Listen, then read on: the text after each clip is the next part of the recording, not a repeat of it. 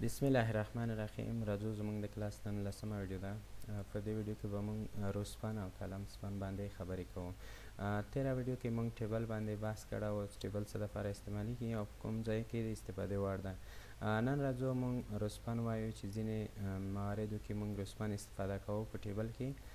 روسپن د څه دپاره استفاده کیږي او کالم سپن. دلته راځو عملی بحث پرې کوو. ښي لاس کې موږ سره ګوګل براوزر ده، چپ لاس کې کوډ ایډیټر. راځو اوس مخکې له دې چې موږ روسپن او کالم سپن عملی کار پرې وکړو، نو د هغه لپاره موږ دلته راځو ټیبل اخلو.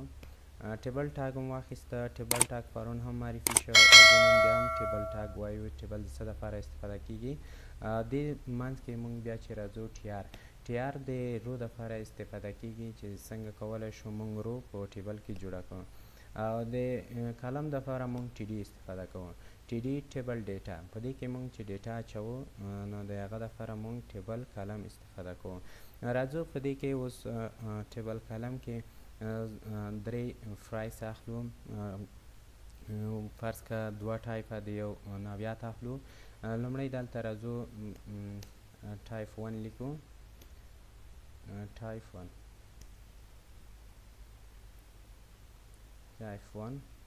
راځم یو بل کالم هم اخلم ټي ډي ټایپ 2 او دریم راځم دلته ټي ډي کې لیکم ورته چې فرایس. کنټرول زد.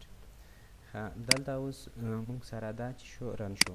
اوس څنګه کولی شو چې دې ته بارډر ورکړو؟ تیره ویډیو کې موږ هم بارډر هم ورکړی و. ټیبل ته راځو، ټیبل ټاګ ته دلته ورته لیکو چې بارډر لیکو. دلته اوس موږ ورکولی شو چې 1 پکسل غواړو یا 2 یا 3 هر پکسل چې غواړو دلته لیکو ورته.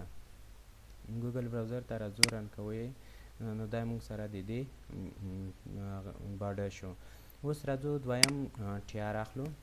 په ټیار کې موږ دلته راځو هر یو ته نوعیت ته یو هغه ورکوو، ټایپ ورکوو. لومړی چې دی هارډویر، دویم راځو هر څه چې موږ اخلو ټي ډي ماوس، ټي ډي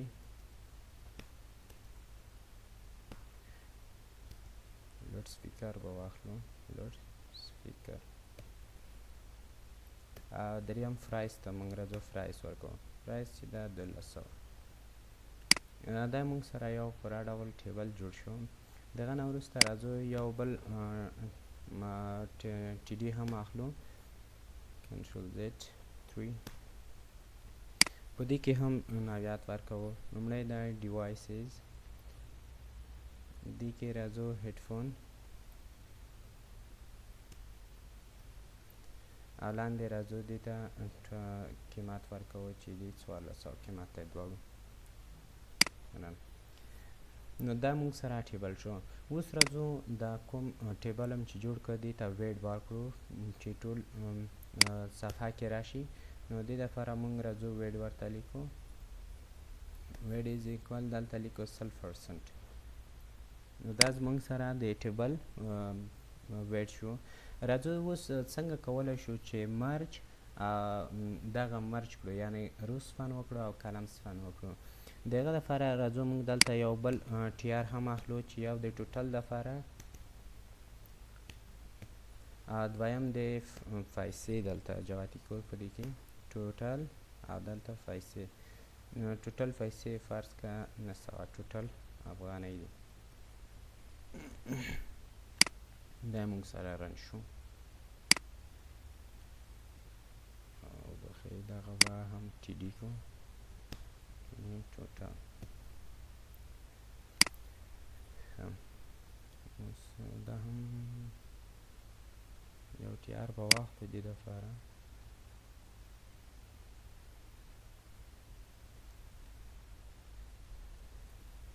ټیار کنټرول وي. اوس راځو د دې موږ کالم سپن وایو. کالم سپن په دې ځای کې عملي کار پرې کوو چې څه دپاره استفاده کیږي.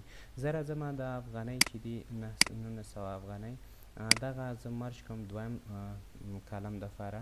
نو هغه دپاره موږ راځو په دې کالم ټاک کې ودرېږو. ټي آر ټاک کې او ټیبل ټاک کې زموږ سره روسپن او کالم سپن نه کېږي. نو راځو دلته دې ځای کې لیکو چې کالسپن څو رو غواړو چې موږ مرج کړو، څو کالم غواړو اوس موږ یې مرج کړو. زه ورته 2 کالم. نو دا ریفریش کوو 2 کالم سپن شو. او بل زه غواړم د افغانۍ چې کوم سنټر ته راوړم دې ځای ته 1900 افغانۍ سنټر ته راوړم. نو د هغه دپاره په دې ځای کې موږ ودرېږو، دلته ورته لیکو چې سنټر ټاګ